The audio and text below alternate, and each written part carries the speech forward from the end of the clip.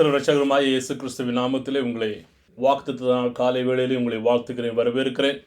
கர்த்தர் கடந்து போனதான இந்த 6 மாதங்கள் நம்மை பத்திரமாக பாதுகாத்து வந்ததும் வரைந்ததுமான எல்லா விதமான மோசங்களுக்கும் அவர் நம்மை விலக்கி காத்திருக்கிறார் என்று சொன்னால் அவருடைய சுத்த கிருபையாக காணப்படுகிறது.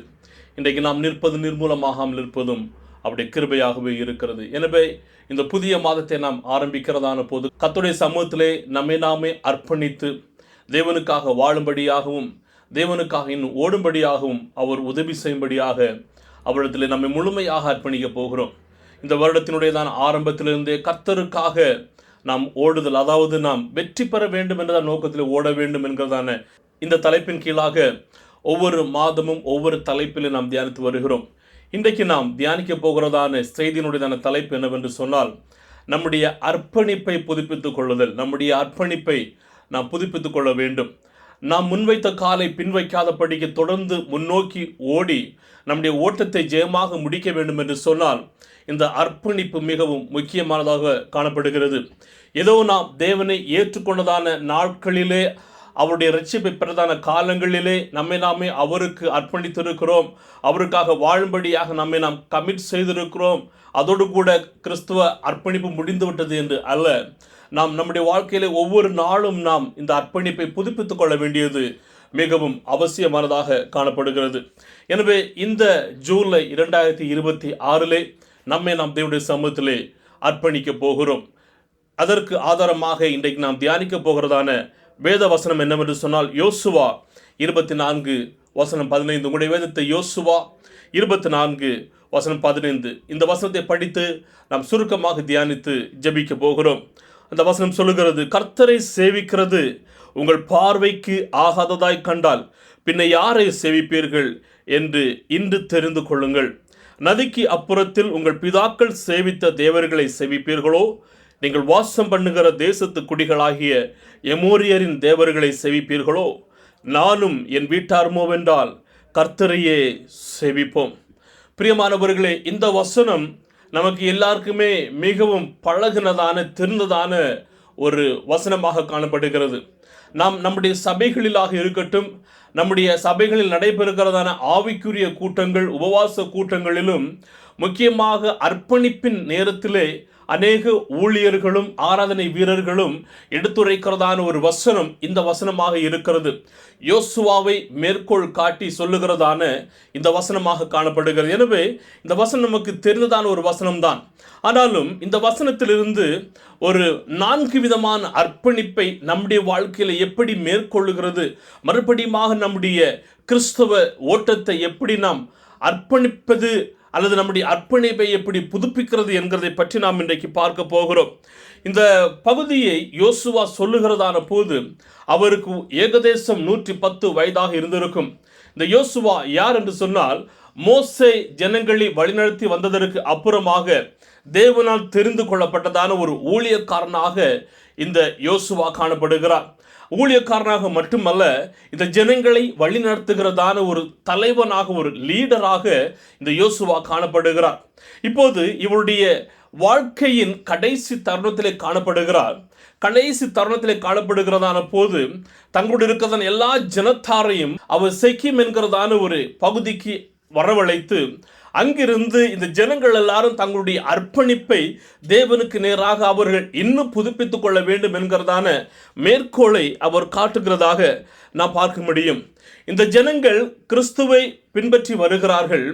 ஆனாலும் அவர்கள் வாக்குத்தத்தம் பண்ணப்பட்டதான தேசத்தை அடைந்ததற்கு அப்புறமாகவும் சில ஜனங்கள் தங்களுடைய பழைய விதமான காரியங்களையும் தங்களுடைய முற்பிதாக்களுடையதான தேவர்களையும் அவர்கள் அங்கும் இங்குமாக அவர்கள் பின்பற்றி தேவனை ஒரு பொருட்டாக எண்ணாமல் அலட்சியம் பண்ணினதான சூழ்நிலைகள் காணப்படுகிறது.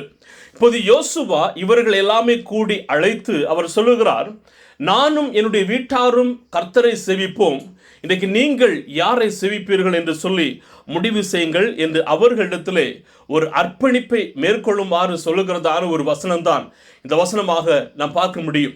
இந்த பகுதியிலிருந்து ஒரு 4 விதமான அர்ப்பணிப்பை நாம் இதில் பார்க்க முடியும். யோசுவா தன்னுடைய வாழ்க்கையிலே எவ்வாறாக இந்த அர்ப்பணிப்பை அவர் மேற்கொண்டிருக்கிறார் என்று சொல்லி, முதலாவதாக நம்முடைய வாழ்க்கையிலும் நம்முடைய கிறிஸ்தவ அர்ப்பணிப்பை நாம் எப்படி புதுப்பித்துக் கொள்ளுகிறது. வசனம் 2-13 வரையிலும் பார்க்கிறதான போது நம்முடைய அர்ப்பணிப்பை நாம் புதுப்பித்துக் கொள்ள வேண்டும் என்று சொன்னால் தேவன் நம்முடைய வாழ்க்கையிலே செய்திருக்கிறதான நன்மைகளை நாம் நினைவில் கொள்ள வேண்டியது மிகவும் அவசியமானதாக இருக்கிறது. வசனம் 2-13 வரையிலும் தேவன் இந்த இஸ்ரவேல் ஜனங்களை அழைத்ததான விதத்தையும் அவருடைய முற்பிதாக்களை எப்படி தேவன் நேசித்தார், மீட்டெடுத்தார் என்கிறதான விதத்தையும் அங்கு குறிப்பிட்டிருக்கிறதை நான் பார்க்க முடியும். தேவன் ஆபிரகாமை அழைக்கிறதை யோசுவா இதில் சொல்லுகிறார். தேவன் இஸ்ரவேலை எகிப்திலிருந்து விடுவித்ததான விதத்தை நினைவு கூறுகிறார். செங்கடலை பிளந்து இந்த ஜனங்களை வழிநடத்தின விதத்தை யோசுவா இதில் நினைவுபடுத்துகிறார். தேவன் அவர்களை வனாந்தரத்திலே போஷித்து வழிநடத்தி பாதுகாத்து எதிரிகளை தோற்கடித்து அவர்களை வாக்குத்தத்தம் பண்ணப்பட்டதான இடத்திற்கு கொண்டு வந்ததான எல்லா சூழ்நிலைகளையும் இந்த வசனங்களிலே யோசுவா இந்த ஜனங்களுக்கு நினைவூட்டுகிறதை நாம் பார்க்க முடியும். நாம் நம்முடைய வாழ்க்கையில ஒன்றை புரிந்து கொள்ள வேண்டும். தேவனுடைய உண்மை தனத்தையும் விசுவாசத்தையும் மறந்து போகிறவர்கள் இறுதியில் தேவனை விட்டு விலகி செல்லுகிறவர்களாக இருக்கிறார்கள். இன்றைக்கு நாம் இந்த தேவனை விட்டு விலகி செல்லுகிறவர்களாக இருக்கிறோமா? தேவனுடையதான வாக்கு தத்தங்களையும் அவர் நம்முடைய வாழ்க்கையில் செய்த நன்மைகளையும் நினைவு கூறாதபடிக்கு மறந்து போகிறவர்களாக இருக்கிறோமா? தேவன் நம்முடைய வாழ்க்கையில் செய்த நன்மைகளை நினைவு கூர்ந்து நம்முடைய அர்ப்பணிப்பை நாம் புதுப்பித்துக் கொள்ள வேண்டியது மிகவும் அவசியம். எனவேதான் சங்கீதக்காரர் சொல்லுகிறார், சங்கீதம் 103:2 என் ஆத்துமாவை கர்த்தரை ஸ்தோத்திரி, என் முழுமே அவருடைய பரிசுத்த நாமத்தை ஸ்தோத்திரி, அவர் செய்த சகல உபகாரங்களை மறவாது என்று சொல்லி. இன்றைக்கு நீங்களும் நானும் அவர் செய்த சகல உபகாரங்களை மறவாதபடிக்கு நம்முடைய ஆவிக்குரிய அர்ப்பணிப்பை நாம் மறுபடியுமாக நாம் புதுப்பித்துக் கொள்ள வேண்டியது அவசியம். இரண்டாவதாக யோசுவா தன்னுடைய தனிப்பட்ட ஆவிக்குரிய வாழ்க்கையின் புதுப்பிப்பை இதில் மேற்கோள் காட்டுகிறதை பார்க்க முடியும். 15வது வசனத்தில் பார்க்கும்போது அவர் சொல்லுகிறார், நானும் என் வீட்டாருமோ வென்றால் கர்த்தரையே சேவிப்போம் என்று அதில் சொல்லுகிறதை நாம் பார்க்க முடியும்.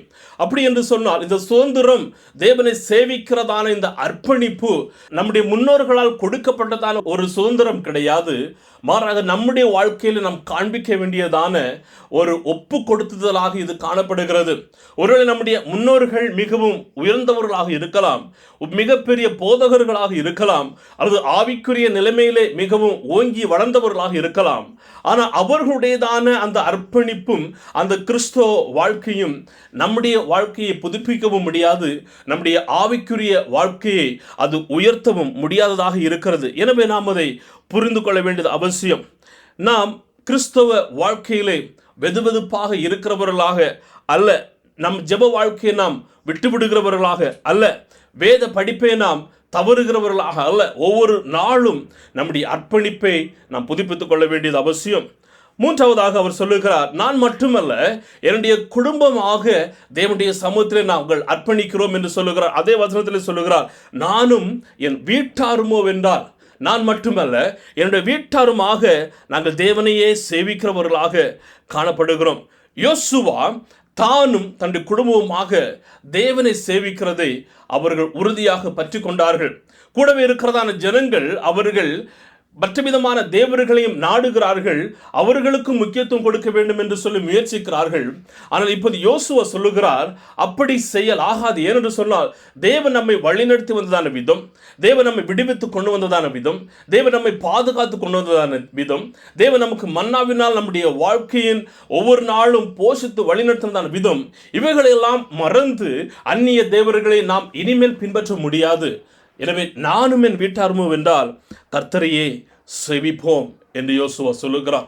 நான்காவதாக 23வது வசனத்தில் அவர் சொல்லுகிறார், இந்த அர்ப்பணிப்பு ஒரு முழுமையான அர்ப்பணிப்பாக காணப்பட வேண்டும். 23 சொல்லுகிறது பாருங்கள், அப்பொழுது அவன் அப்படியானால் இப்பொழுதும் உங்கள் நடுவே இருக்கிற அந்நிய தேவர்களை அகற்றிவிட்டு உங்கள் இருதயத்தை இஸ்ரவேலின் தேவனாகிய கர்த்தருக்கு நேராக திரும்புங்கள் என்றார். அந்நிய தேவர்களை எல்லாம், தேவனுக்கு விருப்பம் இல்லாத எல்லாவற்றையுமே நாம் புறம்பே தள்ளிவிட்டு தேவனை நாட வேண்டியது அவசியம். நம்முடைய வாழ்க்கையிலும் சில நேரங்களிலே தேவனுக்கு எதிரான காரியங்கள், கசப்பான காரியங்கள், பெருமைகள், மன்னிக்க முடியாத ஒரு தன்மைகள், உலக பிரகாரமான தன்மைகள் என்று சொல்லி அநேக விதமான உலக காரியங்கள் நம்மை விழ வைக்கிறதாக இருக்கும்.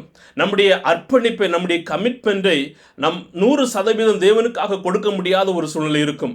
ஆனால் இந்த மாதத்தில் ஜூலை 2026 தேவனுடைய சமூகத்தில் மறுபடியுமாக நாம் ஒப்புக் கொடுக்க போகிறோம். ஆண்டவரே, என்னுடைய வாழ்க்கை, என்னுடைய ஆவிக்குரிய வாழ்க்கை உமக்காக நான் அர்ப்பணிக்க போகிறேன். நீர் என்னை வணைந்து கொள்ளும், நீர் என்னை உயர்த்தும் என்கிறதான நாம் அர்ப்பணிப்பை ஏறெடுக்க போகிறோம். அந்த அர்ப்பணிப்பை நாம் ஏறெடுக்கிறதான போது நாம் என்ன செய்ய வேண்டும்? நாம் தேவனோடு கூட நெருங்கி சேருகிறவர்களாக இருக்க வேண்டும். ஜெபத்திலே முன்னேறுகிறவர்களாக இருக்க வேண்டும். வேத படிப்பு, தியானத்திலும் வளர்கிறவர்களாகவும், தேவனோடு உள்ளதான உறவிலே இன்னும் நாம் இணைந்து இருக்கிறவர்களாகவும், நம்முடைய முழு இருதயத்தோடு அவரை சேவிக்கிறவர்களாகவும், அவருக்கு கொடுக்கிறவர்களாகவும் நாம் காணப்பட வேண்டியது மிகவும் அவசியமான ஒன்றாக காணப்படுகிறது. என்னை கேட்டுக்கொண்டிருக்கிறதான அருமையான தேவ ஜனங்களே, ஒருவேளை பல பேர் நீங்கள் உலக பிரகாரமான காரியங்களுக்கு முக்கியத்துவம் கொடுக்கிறவர்களாக இருக்கலாம். ஆனால் இந்த நேரத்தில் தேவனை சார்ந்து வாழ வேண்டும் என்று சொல்லி ஒரு அர்ப்பணிப்பை ஏற்படுத்துவோமா? நாம் ஏறெடுக்கிறதான அர்ப்பணிப்பை தேவன் கனம் பண்ணுகிறவராக இருக்கிறார். யோசுவாவை போல நாமும் சொல்லுவோமா, நானும் என் வீட்டாருமோ வென்றால் கர்த்தரையே சேவிப்போம். இருக்கிற இடங்களிலே கண்களை மூடுவோமா? நாம் அர்ப்பணித்து ஜெபிக்க போகிறோம். நாம் ஏதோ பலவிதமான வாழ்க்கையில் அப்படியே தொடர்ந்து வாழ்ந்து கொண்டிருக்கிறதை தேவன் விரும்புகிறது அல்ல. நம்முடைய வாழ்க்கையில ஒவ்வொரு நாளும் புதுப்பிக்கப்பட்டதான ஒரு அர்ப்பணிப்பு தேவைப்படுகிறது. எனவே நாம் நம்முடைய வாழ்க்கையை அதற்கென்று சொல்லி அர்ப்பணிக்க போகிறோம். அதோடு கூட சேர்ந்து இந்த மாதத்திலே திருமண நாட்கள், பிறந்த நாட்கள் கொண்டாடுகிறதான உங்களுக்காகவும் ஜெபிக்க விரும்புகிறேன். இருக்கிற இடங்களில் உங்களுடைய கரங்களை பரலோகத்தினராக உயர்த்தி ஆண்டவரை நோக்கி பார்ப்போமா? பரலோக பிதாவே, இம்மை நன்றியோடு ஸ்தோத்தரிக்கிறோம், இம்மை துதிக்கிறோம். ஆண்டவரே, நீர் கொடுத்திருக்கிறதான இந்த புதிய நாளுக்காக, புதிய மாதத்திற்காக ஸ்தோத்திரம். இந்த நாட்களையும் மாதங்களையும் கர்த்தர் ஆசீர்வதிக்கும்படியாக ஜெபிக்கிறேன். ஆண்டவர், ஒரு பாதி வருடம் எங்களை விட்டு கடந்து சென்றது. ஆனாலும் இனி இருக்கிறதான இந்த பாதி வருடத்திலும் ஆண்டவர் உமக்கென்று நாங்கள் வாழவும் ஓடவும், நாங்கள் எங்களை முழுமையாக உமக்கு அர்ப்பணிக்கவும் உதவி செய்வீராக. ஆண்டவர், எங்களோட பேசுனதான வார்த்தைகளுக்காக ஸ்தோத்திரம். இந்த மாதத்தில் திருமண நாட்கள், பிறந்த நாட்கள், இன்னும் மற்ற விதமான கொண்டாட்டங்களை கொண்டாடுகிறதான நம்முடைய பிள்ளைகளுக்காக ஜெபிக்கிறேன். தேவ கிருபை சூழ்ந்திருக்கட்டும், தேவ சமாதானம் சூழ்ந்திருக்கட்டும், தேவ ஆசீர்வாதம் சூழ்ந்திருக்கும்படியாக ஜெபிக்கின்றேன். பிதா, குமாரன், பரிசுத்த ஆவியின் நாமத்திலே நாங்கள் ஜெபிக்கிறோம். ஆண்டவர், அற்புதங்களை செய்வீராக, அதிசயங்களை கர்த்தர் செய்வீராக. ஜெபத்தை கேட்டபடி நான் ஸ்தோத்திரம். இயேசுவின் நாமத்தில் ஜெபிக்கிறோம் எங்கள் ஜெபத்தை கேட்ட நல்ல பிதாவே, ஆமேன், ஆமேன். சேர்ந்து சொல்லுவோமா? என் ஆத்துமாவே கர்த்தரை ஸ்தோத்திரி, என் முழுவதுமே அவருடைய பரிசுத்த நாமத்தை ஸ்தோத்திரி. என் ஆத்துமாவே கர்த்தரை ஸ்தோத்திரி, அவர் செய்தான சகல உபகாரங்களையும் மறவாதே.